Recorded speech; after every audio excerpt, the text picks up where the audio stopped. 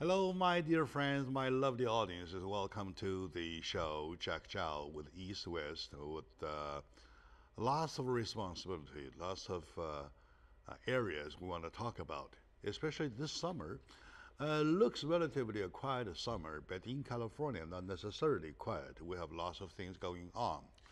For the past 1 month and a half, there's a recall, there a signature campaign, and now we hear about the gas tax increase, signed bills into ballot for November 2017 to be effective 2018 of a gas tax increase. That includes some kind of fees or vehicle fees or even mileage fees or R fees whatsoever, so on and so forth. A lot of variety of it. And the news says that California Motors will start paying higher gas and diesel taxes on November 1st under legislation signed by Friday by Governor Jerry Brown to provide 5.2 billion annually for road and bridge repairs and expanded mass transit in the state. So, what's going on? What's happening in California? That's why we named the show today What's Up, California? Like that, right? So, with me today is my good friend, Mr. Walter Akisu from KOA Corporation. It's a traffic planning and engineering firm. So, sir, welcome to the show. Okay. Okay. Thank you. Good morning. All right, very good. I'm very glad every time when I have an issue like this, which means it's so technical, I really have to bring the crying baby to the mother. The mother being the professionals, right? So basically, what's going on in California? We're really quite confused. Um, Please. what's going on in California and the impetus behind the tax increase on fuel is that the tax has been locked in for so many years um, at at the same amount with no increase over the past. It's been about 2 decades. Yeah, on the record it says past 23 years, no touch. Right, Uh-huh. and during that time, the price of everything else has gone way up, I see. cost of construction and so forth. But the fuel tax, the gasoline tax, it's basically been untouched.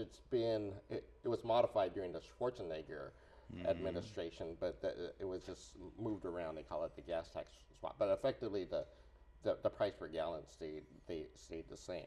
But during that time, the demand, the population grew. There's been more driving, but the revenue has been roughly the same. Uh-huh. And so that was the impetus behind the need to, as seen by the governor especially, Uh-huh. to raise the gasoline I tax. see, I see. But nowadays, lots of rebounds has caused, and according to this news, says it sparkles lots of rebounds, and people from all directions talking about all the differently. Some blame that it is a partisan issue. Some even blame that it's not a partisan issue, it is an environmental issue. And some say it is an infrastructure issue, and some even says it's a traffic congestion issues. So people like us, the regular, average Joe and Sues, where no politics, no nothing, we're just us. We're just drivers. We're just the constituents, right? We don't know whether it is the infrastructure of California that calls for it, or the traffic congestions that calls for it, or partisanship politics that calls for it, or it's the environmental control called for it. Okay, well, let me go through the four things you mentioned. Uh-huh. Starting with politically, Uh-huh. um, neither the Democrats nor the Republicans like to touch this subject.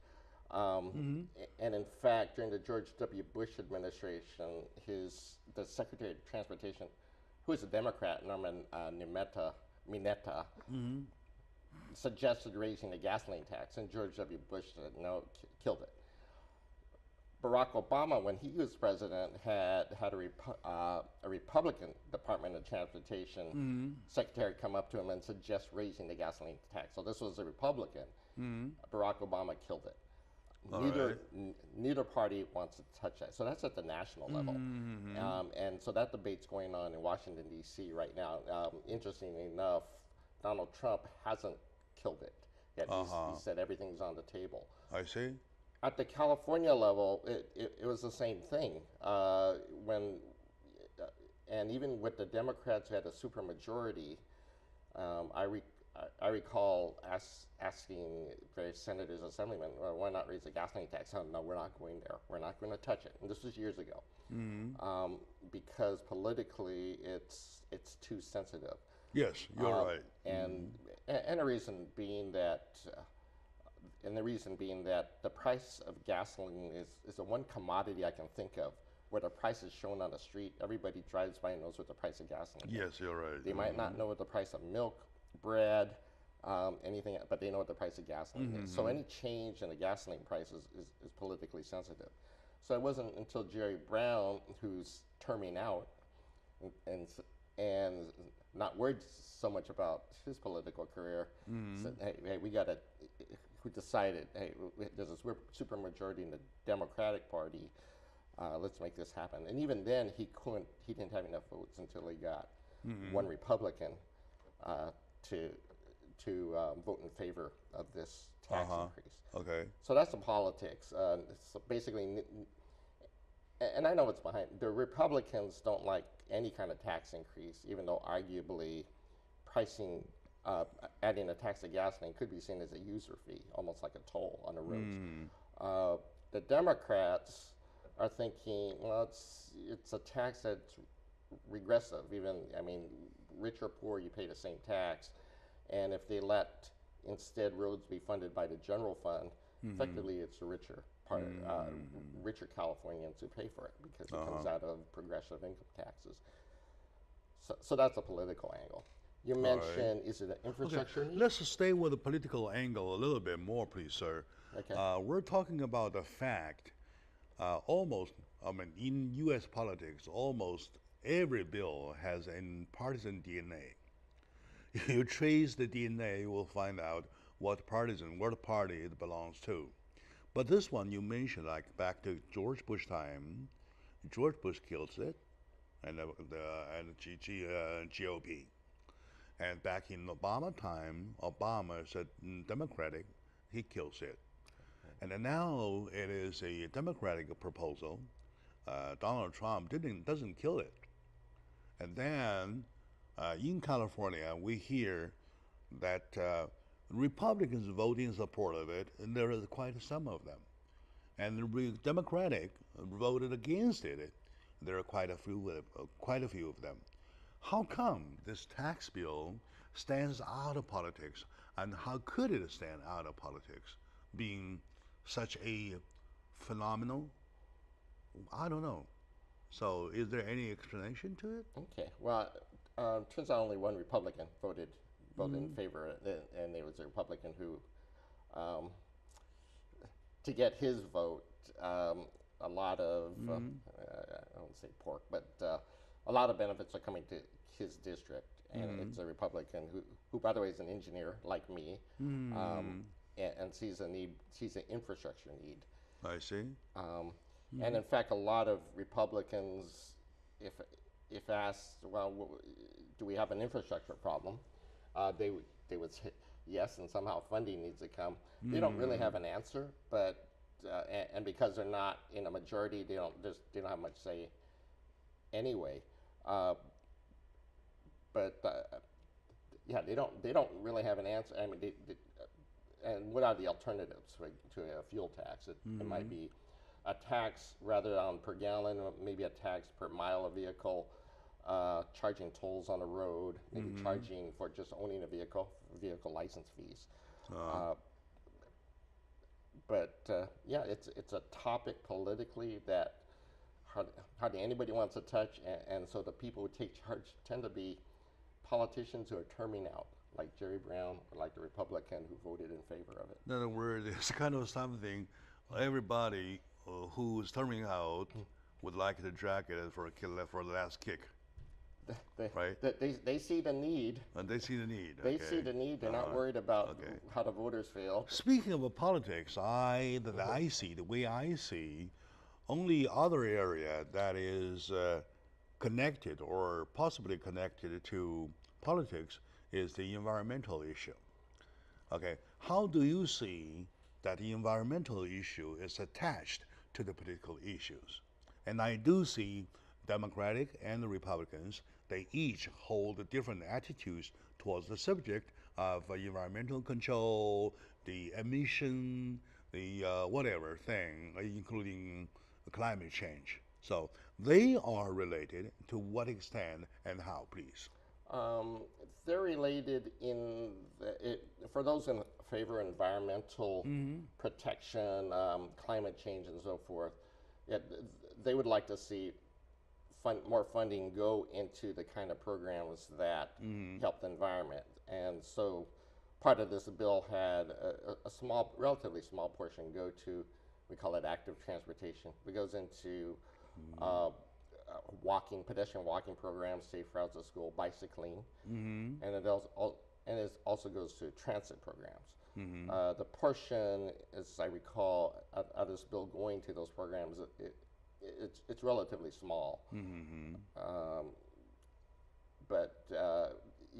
Those who favor environmental improvements or protection would have liked to see more go into it, but that was extremely controversial. And in fact, Governor Brown and the bill sponsor decided, no, we're going to focus the great bulk of the money will go not on new roads or active transportation, walking, biking, or transit. Most of it will go to maintenance and repair. All right. In other words, it is not as much as an environmental issue.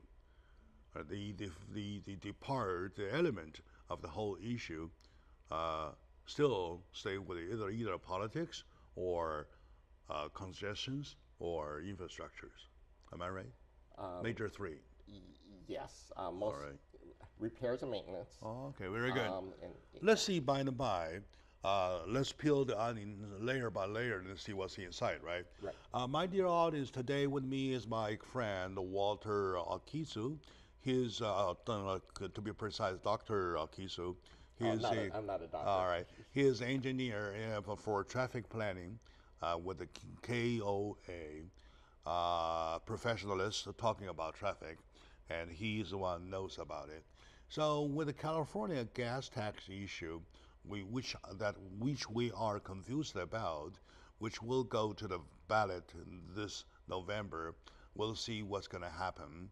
And now we're talking about it with our guests. Let's take a very short moment out. When we come back, we'll find out what's going on, what shall happen.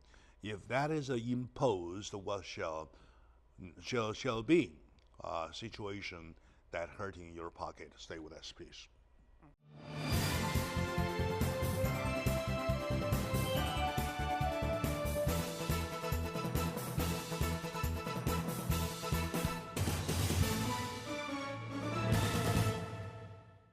Hello, my dear friends, my lovely friends, my dear audience. Welcome back to the show. Today we're talking about California gas tax increase, and my guest is my friend, Mr. Akizu, Walter Akizu. He is an expert in the traffic planning area. And by the way, I have a little correction to make, that there is no ballot on this one. It is passed into law already. I kind of like took ego about it, and it is it's much worse than that, okay?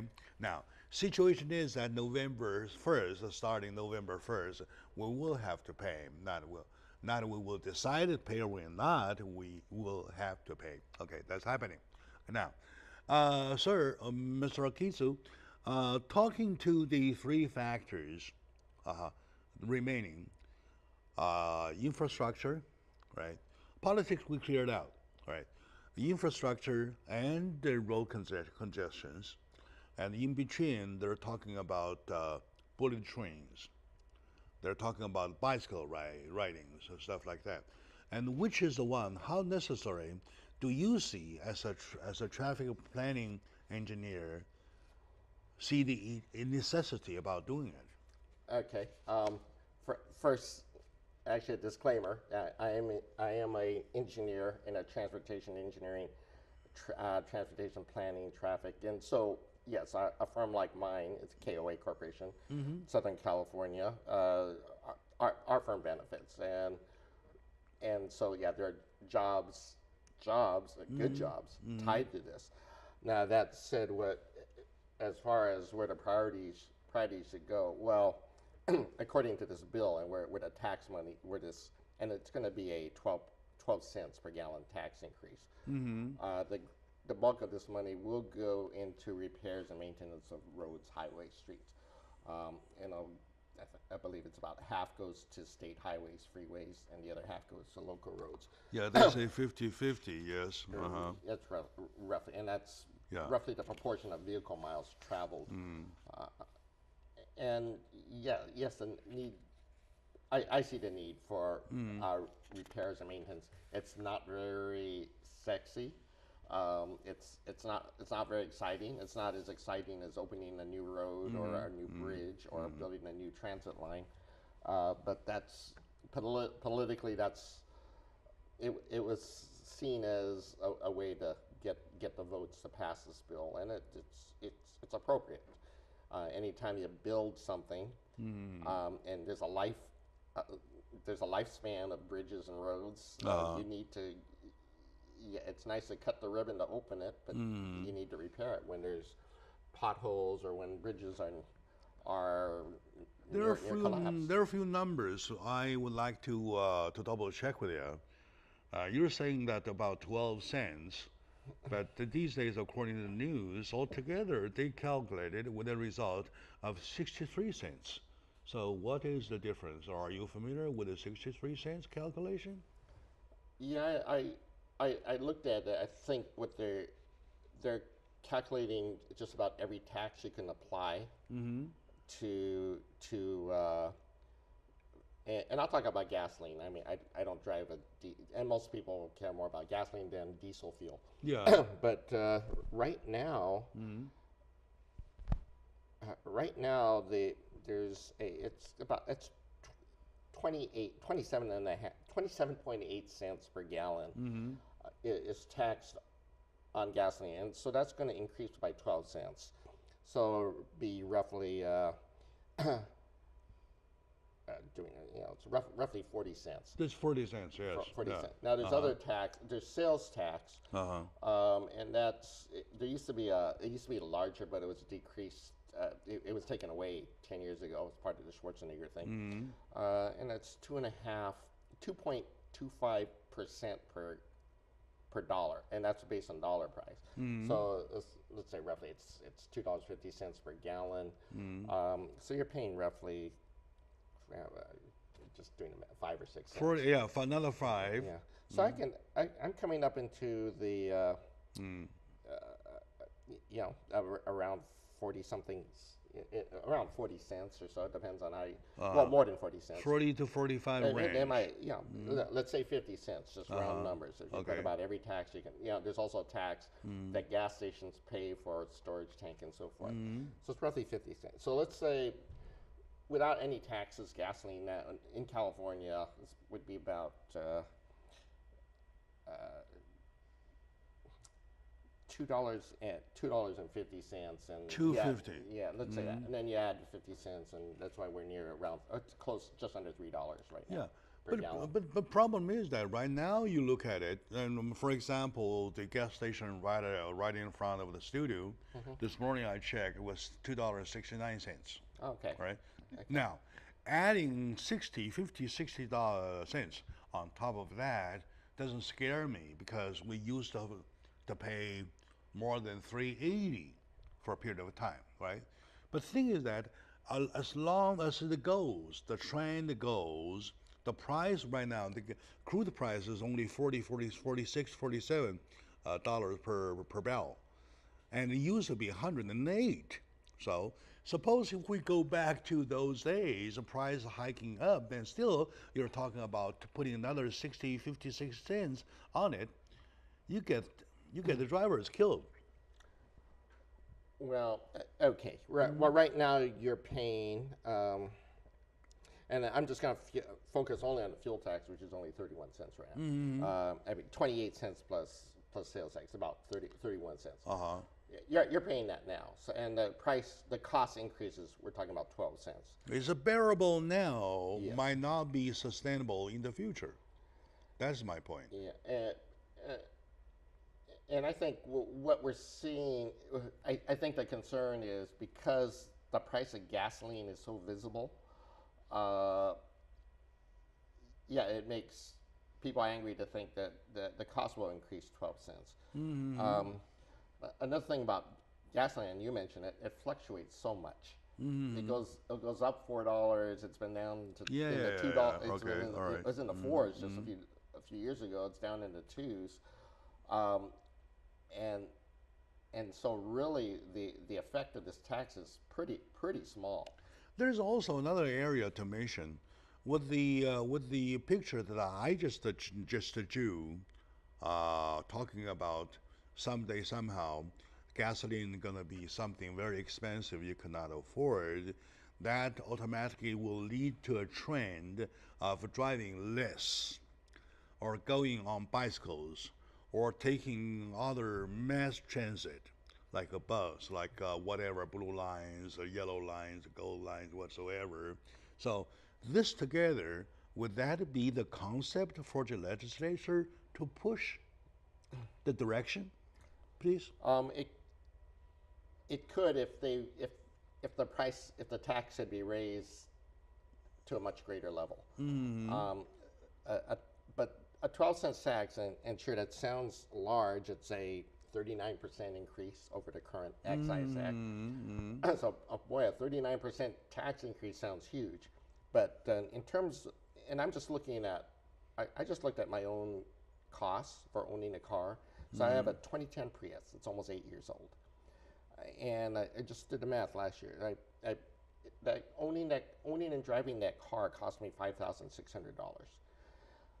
The biggest cost for an 8-year-old car, it was 7 years old back then, was depreciation. And I just looked at the Kelley Blue Book price. Cost me $2,500 just owning that car and putting mileage on it. Gasoline was the second highest. It was $1,500. Out of that, the taxes I paid was $150 for the whole year. All right. And so with this tax increase, it'll be significant. Instead of $150, I'll pay $60 more. So that's $210.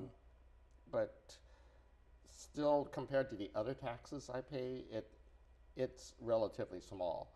And I don't think a 12 cents tax increase is going to have much effect on driving compared to the cost of crude oil. It fluctuates so much and so forth.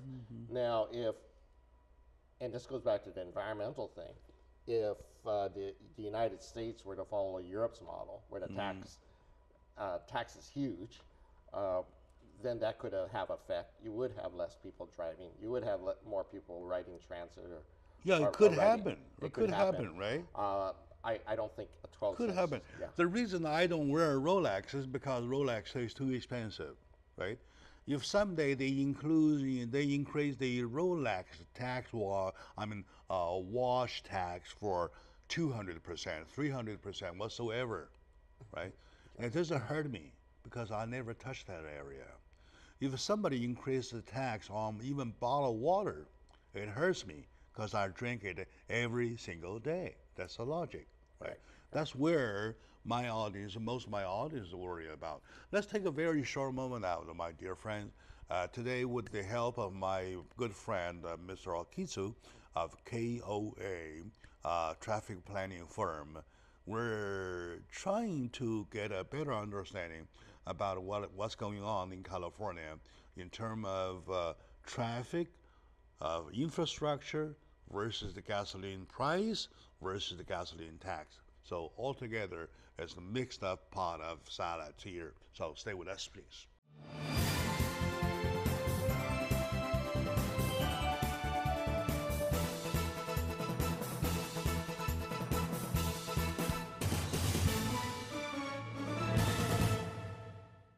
Hello, my dear friends, lovely friends, ladies and gentlemen. Welcome back to the show, Jack Chow on the East West with the G&E TV. Today we're talking about California gasoline tax. We're facing an increase of quite a bit. Starting November 1st, we're going to see something happen to the gas pump. In order to get to a better understanding about what's going on in California with its gas, with its transportation system, with its road infrastructure, with its traffic congestion, so on and so forth, with environmental control, with all the concepts putting together, we want to find out what's going on. With the help of my good friend, Mr. Okitsu, traffic planning engineer specialist, we seem to see bit by bit the overall picture. Now, we checked from different aspects, right? Now let's check it from the traffic congestion point of views. I want to see how a professional like yourself see the necessity, see the urgencies of doing something. Please. Okay. Yeah. Traffic congestion, and one thing, I've been in the business long enough, realizing the traffic congestion rises and falls with the economy. Mm-hmm. And we saw we saw it drop. We saw the amount of congestion drop during the recession that hit years ago. And one interesting thing is it took a long time for the amount of travel to increase on the roadways. Mm-hmm. That was, and we weren't sure what the reason was. Mm-hmm. Transit ridership, bus ridership, and rail ridership went up, and the thinking was maybe it's just demographics. Maybe people are just deciding it's better to use transit. In the last few years, though, that's all flipped around, and so the amount of driving has increased, and the amount of ridership on trains and buses in metropolitan areas, in Los Angeles County area, is a significant drop. Has gone down, and the thinking is it might be tied. An increase on one side, and the other side, public transit on the drop, ridership drop. And the thought might be gasoline's relatively cheap now, and people are thinking, well, I might as well drive. You see. In other words, you want to see that the ridership balance back to normal, back to reasonable, by adjusting the gasoline tax. Well, that was not the motivation, because the 12 cents, as I mentioned before, a 12-cent increase is still pretty small, and it probably wouldn't have as much effect as just the month-to-month fluctuation in oil. I see. So yeah, look. I think the effects there would only be felt if there was a huge gasoline tax. But back to, we are seeing more traffic congestion. We're based, my firm is based all over Southern California. We have offices in San Diego and LA County, Orange County, Inland Empire. And we're seeing increase in traffic congestion. You have any statistics or numbers handy to indicate about the recent years' traffic change? I believe numbers are more convincing.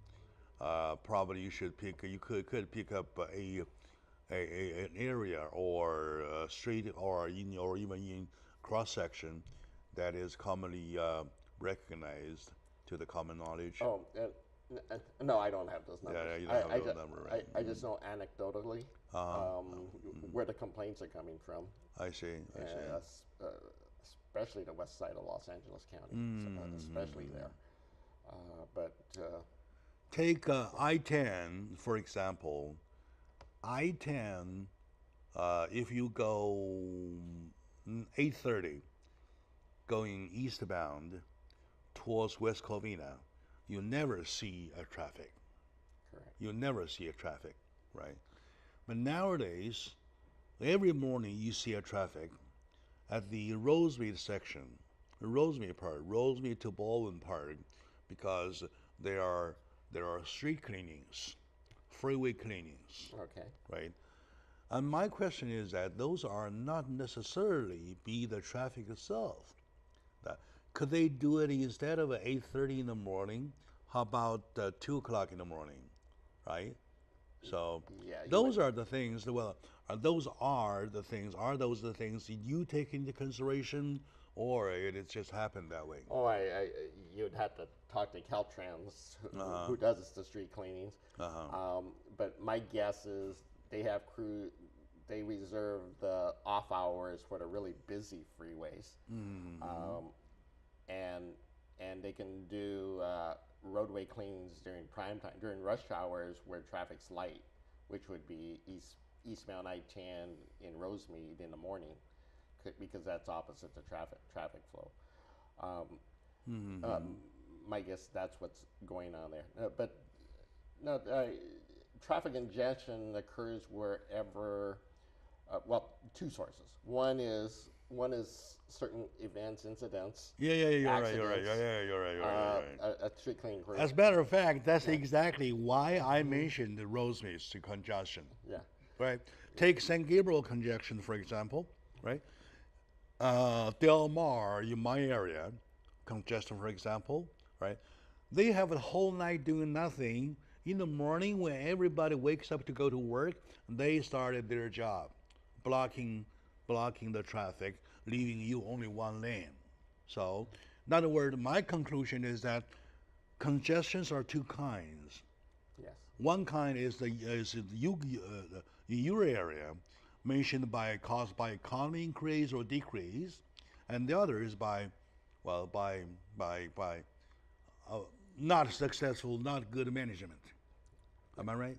Oh, it might be good management depending on your point of view. So if you're talking about Del Mar, to save the overtime. Yes. Okay. The construction costs would be huge if you force them, if you force all work to occur at night. On freeways, they're more likely to do it because the congestion would be just too much. And by the way, I myself never thought traffic planning before I came to be event coordinator, and I certainly realized at that time. Oh my God, it has to be fully planned. It has to be on blueprint. It has to be proved by authorities. You're even talking about a few hours of blockage of a street. Right. Those are lots of stuff in there, right? Right. So things, and we have it easy here in Southern California. We don't have to worry about snow and bad weather. And so other parts of the country, they do in other parts of the world, they do their construction in the spring, summer, in the good weather months when the traffic's heaviest, so they have a problem. But the other source, besides incidents in construction, is just the daily situation where the demand exceeds the capacity, where there's more cars want to use the road than there are lanes provided for them. And those are predictable, and people pretty much know it. They set their commute times by it. Now, in regards of what can be done about it, well, there's two things. One is to use this money that comes from gasoline tax or whatever other sources. There's also local. I'm probably a bigger source in Southern California is the local sales tax went up another half percent, which will go both to transit, rail, buses, but also the highways. But this money, could be used, and in the old days, it was usually the first thing we thought of is add lanes on the roadway.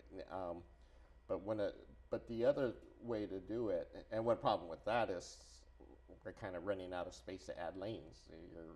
I mean, Yeah. we're reaching a point we don't have Yes, the right of way. yes, yes. You're right. You're out of space of adding lanes, unless you want to narrow it to a certain extent. Yeah, and we're Right. pretty much going down to the minimum. Uh-huh. So we're at the point where you need to eminent domain, take buildings down. Okay. So that's unlikely. And by the way, there's one more thing I would like to touch, because time has changed. The concept has already changed. I have a friend in Temple City. They kind of into a situation talking about parking spaces, right? For a certain property, you have certain numbers of parking, right? Yeah. Because there are codes about the width of the parking space. The code was made in the year of 1953. Back then, cars were so wide, such as a Cadillac, right, or Caprice Classic of Chevrolet. Those are wide cars, right? Now you're talking about everybody shrinks to driving small cars, so the width of a parking spot, is that in your category or in your area, has to be reconsidered. I just happen to be asking while you're here, an expert. Right. We used to provide for compact cars. We've pretty much given up. Cars are getting bigger. So maybe a lot more people are driving pickup trucks and SUVs, and we used to go in thinking, well, if we provide a few more compact spaces, take a half foot or a foot off of it. The number of stalls we save in a parking lot is relatively small, and so no, generally we don't provide for compact parking spaces. Only in special situations where you have an odd shape. I mean, the parking lot. change of the concept of the code's concept. Yeah. Because you're talking about 12 feet in width, right? Now, how about 11, like 11 and a half? Well, yeah, that'd be for lanes, but yeah, for stall, a 9 feet stall. I mean, we were looking at 8 feet, but we don't do that anymore. The bigger issue that cities are dealing with is should an agency require this much parking for any development, for apartments, for houses, for businesses? Should require so many spaces per business. And the thought then was, well, if you don't have enough spaces, the parking lot will overflow and people will be parking on the street and causing problems there. The worry, though, is that if too many parking spaces are provided, it will increase the demand for people to drive their cars. And that goes back to the other part. Traffic congestion on freeways and roads, it occurs wherever there's more people want to drive than you have lanes to provide. And if you can't provide the lanes, then the other thing you do is look at ways to reduce the amount of cars. I started to see using some. that. Yeah. Oh, I started to see some logic. All right. Yeah. Okay. And well, one way is, well, you just let traffic congest and people decide, well, I'll go some other way, which brings up the ways problem. All right. Later. It looks like we're getting to the core issue. All right. The core issue is not driving or whatever, or gasoline. This is about how you balance problems, right? Okay. Now, with my friend Kisu, we're getting to the point about understanding of what's going on with California gasoline tax. So let's take a very short moment now. When we come back, we have only one area left untouched, that is our infrastructure. Everybody complains about infrastructure, and it is bad enough that it calls for some action. Is this the call? So we want to find out. So stay with us.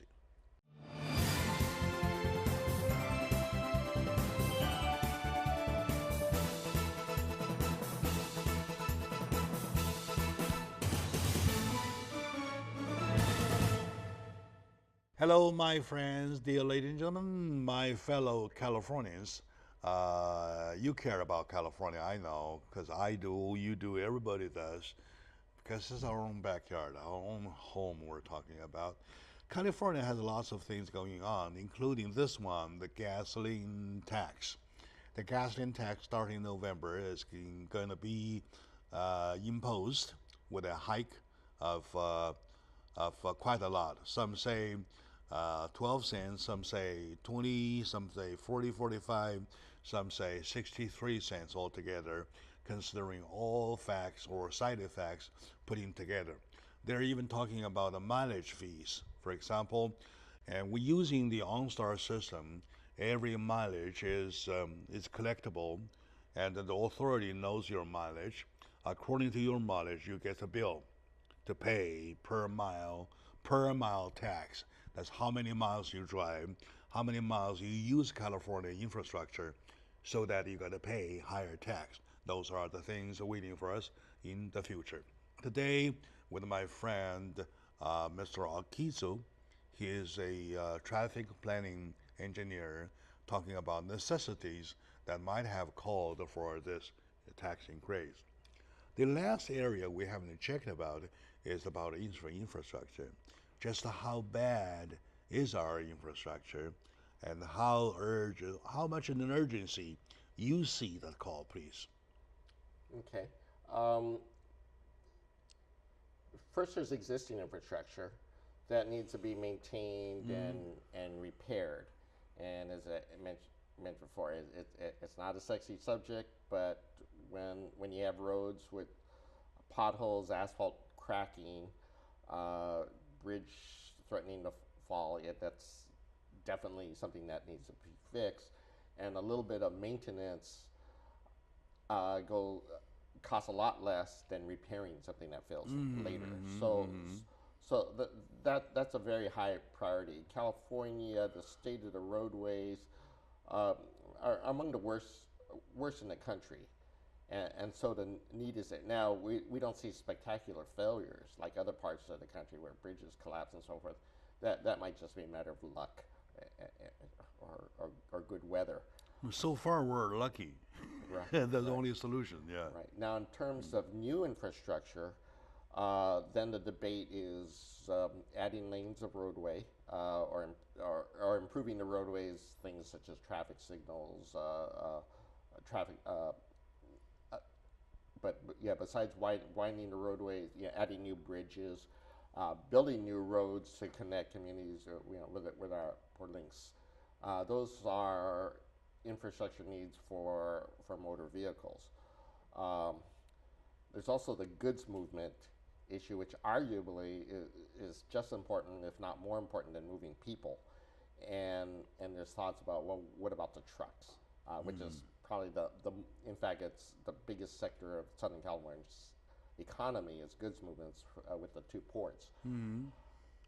Then there's, well, what about, and this goes back to reducing demand. What about building facilities such as bikeway facilities, putting in bike lanes, improving sidewalks, which are relatively cheap? And I should mention my firm, KOA Corporation, is heavily involved in that.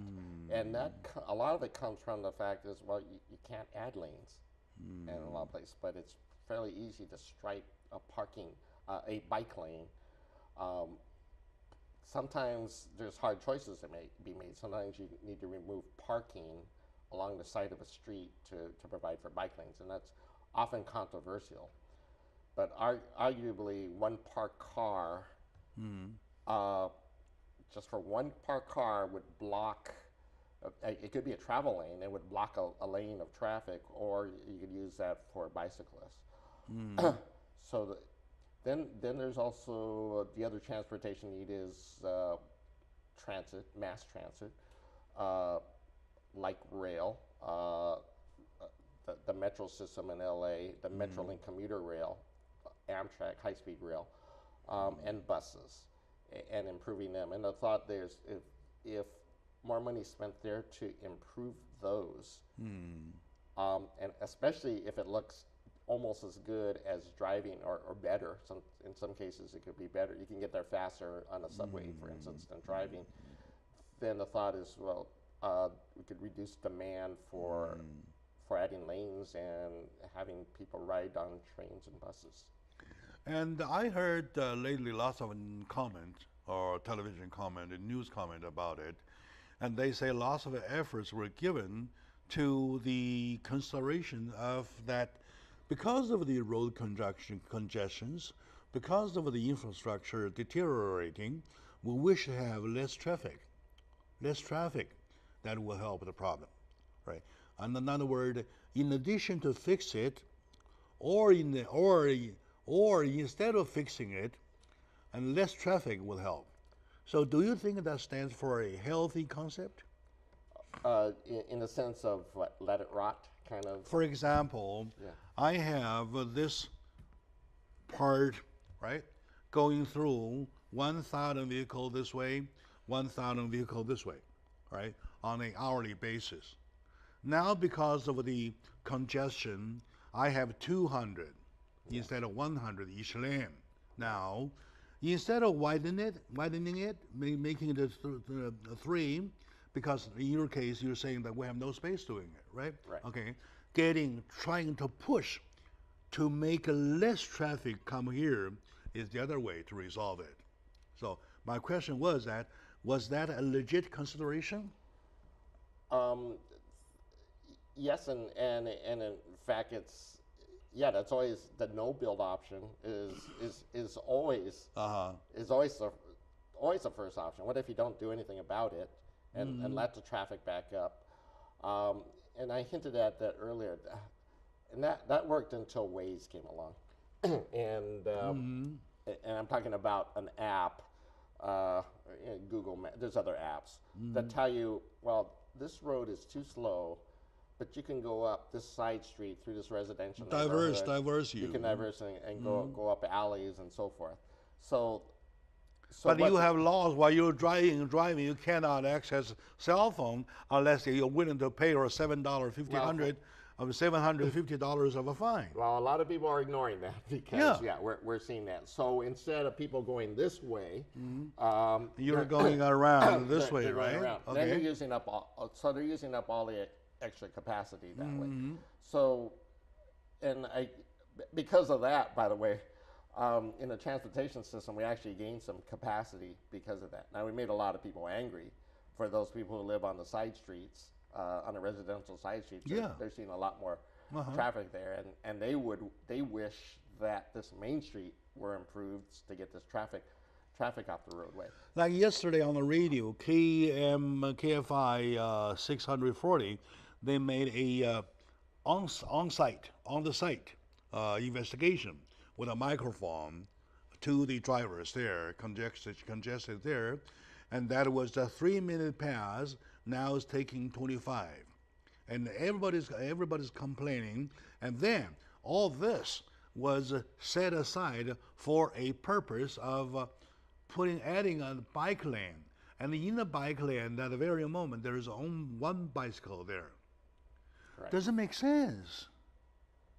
Right. That was you're talking about the city of Los Angeles. Yeah. And they did it in the Playa del Rey area. That was a beach street. The city of, I won't speak for the city's motivation, but what they did say is they dealt with it. They did it because of I think it was a fatality where a person was running across the street to get to the beach. Now, whether it makes sense or not, that's what the city of LA decided to take away a lane of traffic, to change the parking around and to provide for bike lanes. The push, in other words, they are pushing with the policies. With the policies, with the price increase, with the tax increase, to push you go back to bicycle driving. How about we go back to Stone Age? Forget everything. So that is, to me, is not a positive way to push. Positive way to push is that you want to rebuild, you want to add, you want to always do the plus thing, not do the minus thing. So do you, at the engineer front, think about that way more, or think about patching, fixing it more? Immediately, there's the patching and fixing, because if somebody gets hurt tomorrow, we could have solved that right away. In the long run, though, I look I look at demographics. I look at the way my own family is working. For instance, at my house we had an old garage. We tore it down, and it's a family of 4. I have 2 teenagers, and the thought was, do I need to build a 2-car garage, a 3-car garage, or a 4-car garage? And I decided that just make a 2-car garage because years from now, maybe my kids will hardly drive. They'll get on their phone app, call Uber, and this robot car will come and take them all over the place. And maybe I'll be doing that, and maybe I won't be driving anymore. So in a lot of cases, we're looking like we have immediate problems. So when you take away a lane of street, City of LA, you'll have that problem that City of LA has, massive congestion when you do it. But we also have to think in the long run. Maybe we won't need as many lanes as we have now. But right now we have the problem, right? Yes. We have the poor infrastructure condition. We have the record-breaking congestions, and those are all clogged up. So all I need to find out here is that at our legislature, is the culture defined to push the world forward or to push us to go back? Yeah. That is my question. Yeah. So for the typical legislator, a senator or assemblyman in Sacramento, is looking what's best for his or her own constituents. And my God. Right. I so like that. They're looking at that. Now, if they have constituents that say, yeah, we can't expand roads anymore. Let's put more bikeways and so forth. They'll do that. I'll just legislate. They're Democrats who voted for this bill, and they're taking a lot of heat, recall, because they live in districts where they have a mixture, where people really feel the pain of traffic, and but also they feel that an increase in gasoline taxes is going to hurt their pocketbooks. So those legislators, assemblymen or senators will vote accordingly. And sometimes it's a matter of, and it goes back to the politics again. Yeah, sometimes exactly, it's a matter of where they stand, who's leading, who's the governor, who's the president. 2 years ago on the Halloween night, I had some friends coming see me, and I took them to the Halloween parade, right? It was an exit of Santa Monica, exit of Sunset onto the bridge, right? You get into Sunset Boulevard. You're talking about West Hollywood. Yeah, West Hollywood. On the slope, we were there for about like 1 hour, not moving at all. And then we'll see the clock ticking. I say, okay, so do we really want to go? They said, no, maybe let's go back. And then it took me 1 hour and a half to finish the slope, get onto to the street, make a left turn to get back, to go home, to get back. That part, even now, 1 hour and a half. So that is how congested it is. My dear friends, it is the worst to talk about it. No matter how, no matter what, there is a law, there is something imposed, we got to follow, we got to play by the rules anyway, because it's too late. But the thing is that how you want to understand it. I am bothered by the fact that they are pushing us back to the Stone Age, pushing us to, instead of broaden the streets, turn down some buildings, all right? Make the street wider. Instead of doing that, they are putting us on bicycles, all right? So thank you, my audiences, my dear audiences. Thank you for watching. And to my guest, Mr. Walter Okiso, thank you very much. And my appreciation goes KOA, traffic planning firm, right? So thank you, everybody. We'll see you next time. This is not over.